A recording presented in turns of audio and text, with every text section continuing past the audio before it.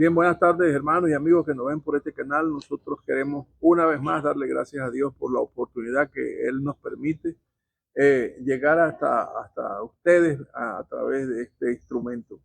Para nosotros siempre será, lo hemos dicho ya y seguiremos diciéndolo, un privilegio poder predicar la palabra de Dios.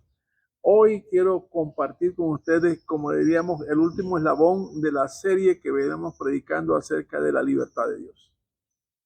En el primer mensaje hablamos del hecho histórico de la libertad del pueblo de Israel de Egipto y tomamos de él sus principios.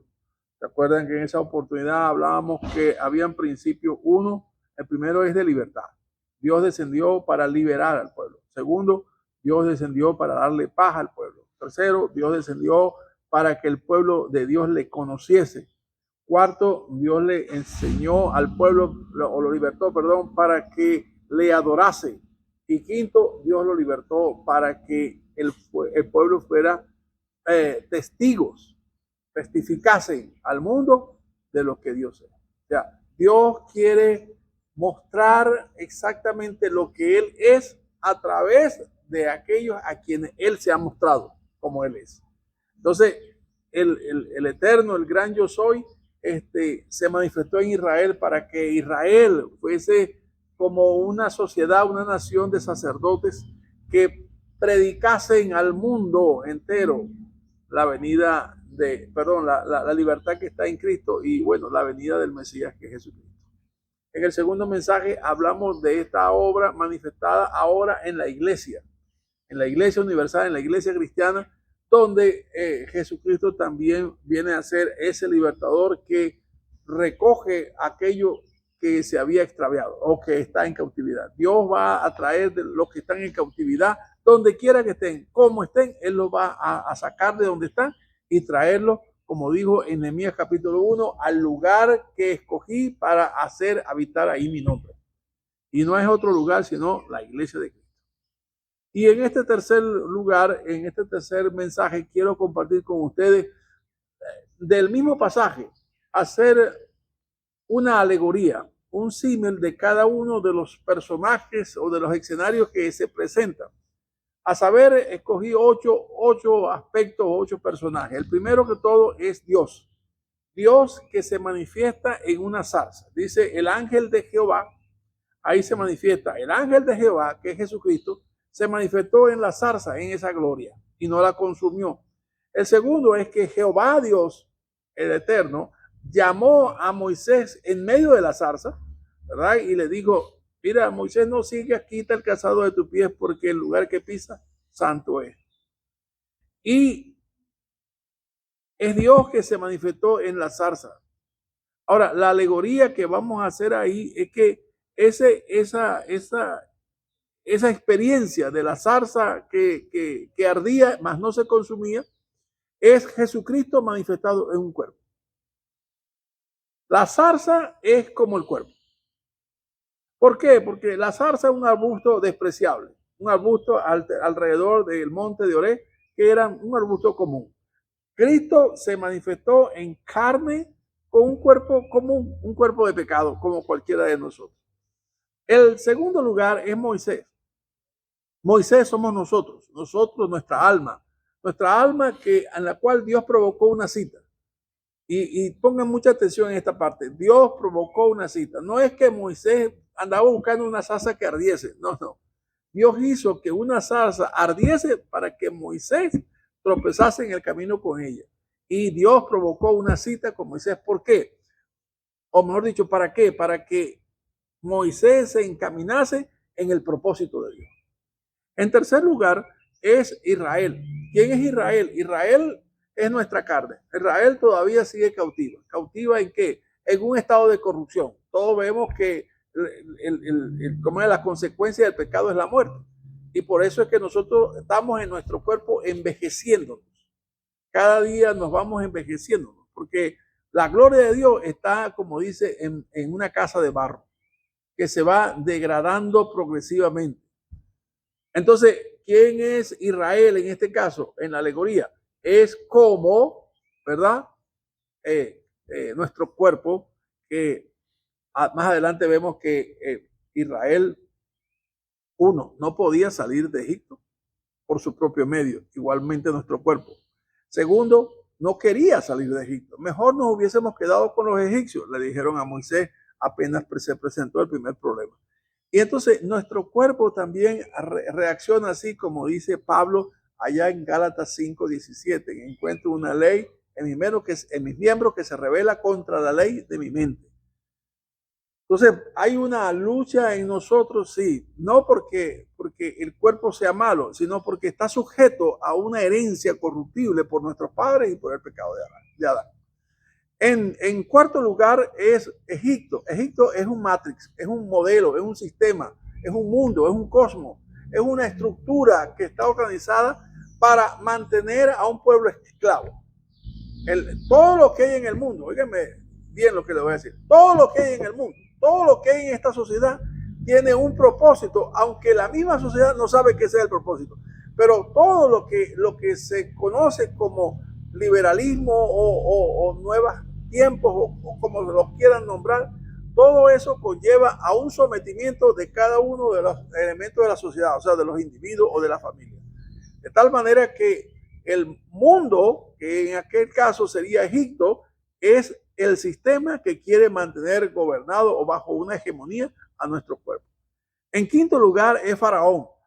Faraón viene a ser aquel que tiene el dominio sobre el sistema, o sea, Satanás.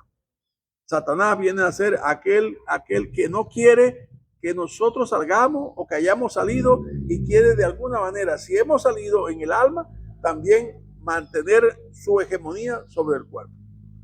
Y en sexto lugar es Canaán. Canaán es la tierra o la condición a la cual Dios nos va a llevar. Sabemos que Dios nos va a llevar a una condición de gloria. Por eso tenemos una esperanza viva para una herencia incorruptible, inmarcesible, reservada en los cielos para nosotros. Entonces nosotros podemos estar claros, convencidos de que vamos hacia una tierra o a una condición de vida a la cual Dios ya ha determinado que nos va a llevar. Y en último lugar, en séptimo lugar, es la travesía que hay entre Egipto y Canaán. Para los estudiosos decían que en 11 días podían atravesar ese desierto, mas sin embargo, sabemos por la historia que ellos tardaron 40 años. Y tardaron 40 años por la rebeldía de quién? De Israel. Por la desobediencia de quién? De Israel. Por las murmuraciones de quién? De Israel. Y así es que en nosotros hay una rebeldía y una desobediencia. No en nuestra mente, porque Pablo dijo en el capítulo 7 de Romanos, porque el bien que quiero no hago, sino el mal que aborrezco, eso hago. Entonces no entiendo lo que hago. Y esa dualidad de vida o esa paradoja de vida la vivimos nosotros diariamente. Queriendo hacer el bien, hallo esta ley, ¿verdad? Que el pecado mora en mí. Entonces, el pecado está en nuestra carne. Y él mismo tiene una ley que busca de alguna manera llevarnos a ese estado. Pero déjeme decirle algo. Después de estos 7 elementos que estoy citando, déjeme decirle algo. El que comenzó la buena obra en vosotros, la perfeccionará. Amén. El que lo sacó, el que provocó un encuentro con usted, o el que está permitiendo que este mensaje usted llegue hasta sus oídos, es porque él está provocando eso porque tiene un propósito para su vida. Y el propósito de Dios es eterno. Todas las cosas que Dios quiere para nuestra vida tienen un propósito dentro de la misma naturaleza y la misma esencia de Dios que es eterna. ¿Verdad? Entonces, bajo este principio que nosotros mantenemos, vamos a leer en Romanos capítulo 8 y vamos a darnos cuenta que hay un estado que ha de manifestarse y que sabemos que aun cuando usted tenga debilidades, tengamos errores o caídas, ese momento ha de llegar.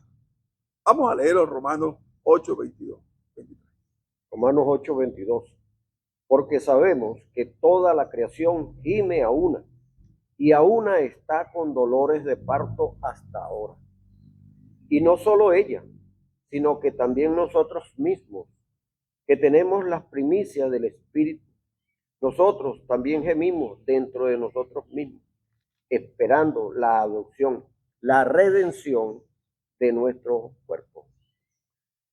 Veo lo último que dijo, que es lo que me interesa. La redención de nuestro cuerpo. Pastor, pero ya Dios no nos redimió. No. Hay una redención en la salvación en dos etapas. La salvación del alma y después la salvación del cuerpo. ¿Se acuerdan cuando Pablo dijo en 1 Corintios, cuando esto corruptible se vista de incorrupción y esto mortal se vista de inmortalidad, entonces diremos, sorbida es la muerte en victoria. Vendrá un día, habrá un día, si es en el proceso del rapto, si es antes del rapto, como vaya en el aire, yo no sé cómo va a suceder eso, pero eso va a suceder. Donde este cuerpo mortal, este cuerpo que se degrada, este cuerpo donde mora todavía el pecado, será redimido de esa cautividad del pecado. Y será transformado en un cuerpo glorioso con la misma gloria que Cristo tuvo cuando se levantó de los muertos. Aleluya. Usted se imagina lo que está oyendo, la expectativa que tenemos que tener acerca de esto que ha de pasar. Nosotros debemos estar claros. No importa. Ahora yo quiero que usted se enfoque un momento en qué etapa estamos entre Egipto y Canaán. Entre Egipto y Canaán usted va a atravesar un desierto. ¿Cuántos no han atravesado un desierto? Han atravesado un desierto por una prueba, han atravesado un desierto por una caída, han atravesado un desierto porque no han guardado la fe y el enemigo los agarró, los llevó en cautividad. Pero han atravesado un desierto. Todos hemos de alguna manera atravesado un desierto. Pero sabe, la palabra de Dios en el Salmo 27 es algo que les recomiendo que usted lo lea cada mañana hasta que memorice por los primeros versos. Vamos a escuchar la lectura del Salmo 27 para que nosotros la repitamos ahí donde está. Jehová es mi luz y mi salvación. ¿De quién temeré? Jehová es la fortaleza de mi vida. ¿De quién he de atemorizarme? Cuando se juntaron contra mí los malignos, mis angustiadores y mis enemigos, para comer mis carnes, ellos tropezaron y cayeron. Aunque un ejército acampe contra mí, no temerá mi corazón. Aunque contra mí se levante guerra, yo estaré confiado. Una cosa he demandado a Jehová, esta buscaré, que esté yo en la casa de Jehová todos los días de mi vida, para contemplar la hermosura de Jehová y para inquirir en su templo. Porque él me esconderá en su tabernáculo en el día del mal. Me ocultará en lo reservado de su morada. Sobre una roca me pondrá en alto. Luego levantará mi cabeza sobre mis enemigos que me rodean. Y yo sacrificaré en su tabernáculo sacrificios de júbilo. Cantaré y entonaré alabanzas a Jehová. Oye, oh Jehová, mi voz con que a ti clamo. Ten misericordia de mí y respóndeme. Mi corazón ha dicho de ti, buscad mi rostro, tu rostro buscaré, oh Jehová. Fíjense este salmo tan precioso. Se da cuenta que es algo que nosotros debemos de alguna manera ejercitarnos en repetir, porque hay algo que de una no lo podemos internalizar. El salmista dice, Jehová es mi luz y mi salvación. ¿De quién temeré? Jehová es la fortaleza de mi vida. ¿De quién he de atemorizarme? ¿Sabe por qué él dijo eso? Porque él tiene conocimiento de quién es Dios. Porque nadie que no tenga conocimiento de Dios podrá hablar de esa manera, a menos que haya tenido un encuentro con Dios. Y todos nosotros fuimos llamados a tener un encuentro con Dios con el propósito de Dios. Y el propósito de Dios es que le conozcamos. De eso hablaremos la próxima semana. Pero esto es importante que tengamos este texto en nuestra mente. Jehová es mi luz y mi salvación. ¿De quién temeré? Jehová es la fortaleza de mi vida. ¿De quién he de atemorizarme? Hay personas que están alrededor de suyo, cercanos de usted, que dice, cuando se juntaron contra mí los malignos, mis angustiadores y mis enemigos. Hay gente que es así, que está cerca de uno. Para devorar mis carnes, ellos tropezaron y cayeron. Y hay algo que para nosotros tiene que ser una prioridad en nuestra vida. Una cosa demandado Jehová y esta buscaré, que esté yo voy a decir esta parte, en la presencia de Jehová, en la casa de Jehová, en la presencia, todos los días de mi vida, no los sábados y los domingos, todos los días de mi vida, para contemplar la hermosura de Dios. ¿Sabe? No hay una oración que llegue a un nivel más alto que la oración contemplativa. O sea, la oración contemplativa es cuando no hay palabras. Es cuando contemplamos exactamente la bondad de Dios en nuestro devocional, en nuestro tiempo devocional. En esa intimidad donde usted no está oyendo nada, o quizás oye, no sé, pero ese momento donde usted contempla, como cuando el Señor dice, buscad mi rostro, y el rostro de Dios, usted lo puede ver claramente en todas las cosas que Dios ha hecho por usted. Amén. Ahí está reflejado el rostro de Dios. Entonces, dije hace un momento, hay hombres y mujeres que han sido escogidos por Dios. Pablo, por ejemplo, fue un hombre escogido por Dios. Y Pablo no quería saber nada de Jesucristo. Pero Dios tenía un plan con Pablo. Vamos a escuchar de esa parte, un segmento nada más de la conversión de Pablo. Hechos 9, versículos 5 y 6. Él dijo, ¿quién eres, Señor? Y le dijo, yo soy Jesús, a quien tú persigues. Dura cosa te es dar coces contra el aguijón. Él, temblando y temeroso, dijo, Señor, ¿qué quieres que yo haga? Y el Señor le dijo, levántate y entra en la ciudad y se te dirá lo que debes hacer. El Señor le dijo, ve, porque instrumento escogido me es este, para llevar mi nombre en presencia de los gentiles y de reyes y de los hijos de Israel, porque yo le mostraré cuánto le es necesario padecer por mi nombre. Ese pasaje es tremendamente poderoso. ¿Sabe? Ese pasaje lo narraron los testigos. Realmente fue el doctor Lucas quien escribió el libro de los Hechos. No hay problema. Pero esa narrativa que hizo Pablo acerca de ese encuentro cerca del mediodía, que iba a Damasco y se le apareció una luz con más resplandor que la luz del sol y quedó ciego. Él cuando escucha su nombre, que le habla en hebreo, le dice, Saulo, Saulo, ¿por qué me persigue? Dice, ¿quién eres, Señor? Ya, de una vez. No le dijo quién eres, porque al sentir la inmanencia, la presencia de la gloria de Dios en ese momento, lo que tenía era, él sabía que lo que había detrás de esa voz era algo tan superior a él, que él tenía que decirle, Señor. Se humilló ahí inmediatamente. Cuando Ananías, ¿verdad? Allá en Damasco, el Señor le dijo, ve y busca en la carretera recta, en la calle recta, a uno que se llama Saulo, porque él ora.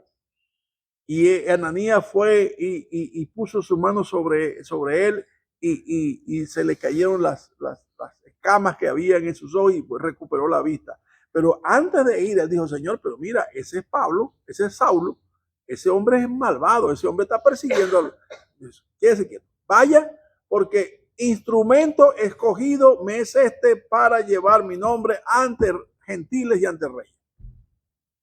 Se da cuenta que Dios no da puntada sin dedal.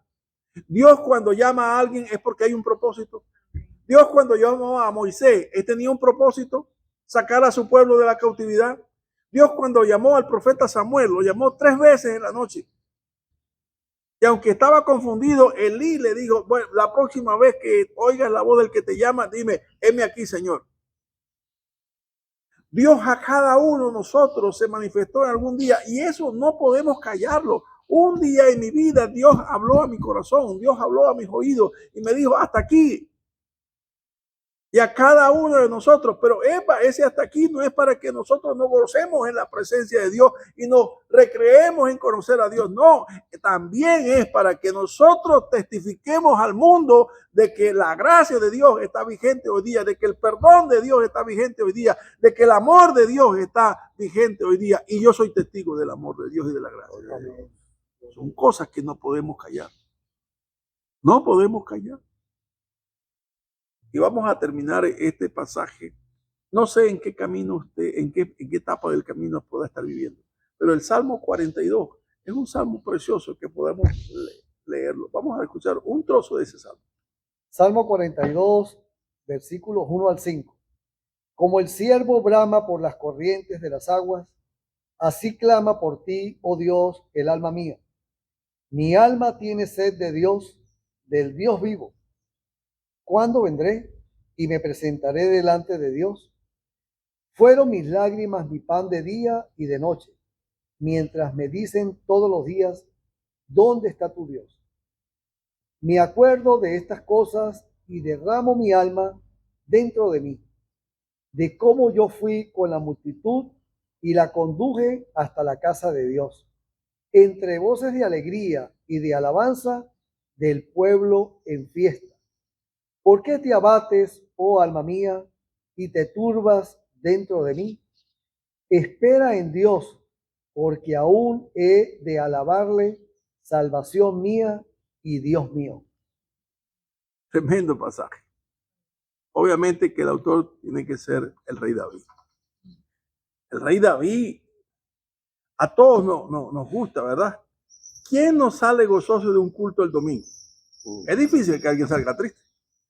¿Por qué? Porque cantamos, le damos a las palmas, cantamos, nos levantamos, nos sentamos, qué sé yo, nos saludamos. Es un tiempo, un refrigerio espiritual. Perfecto. Pero sabe, toda la semana no es domingo. Sino hay que entrar al lunes, al martes, al miércoles y al resto de los días de la semana. Y es posible que en el transcurso de la semana haya abatimiento o haya prueba. Pero hay algo que comienza diciendo el salmista.